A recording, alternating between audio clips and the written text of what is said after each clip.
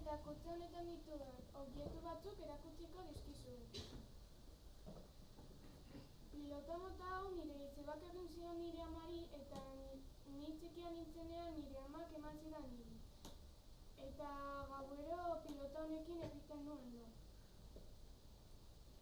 Matruska hau nire amonak oparitu zidan eta etxean dut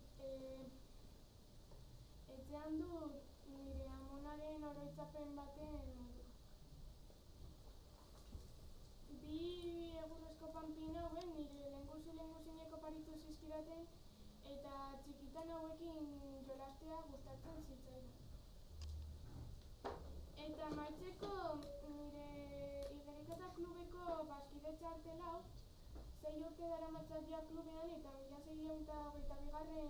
Bazkidea naiz.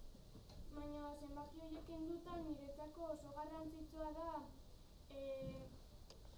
piztinetan pasatutako momentuak oroitzen baitizkit.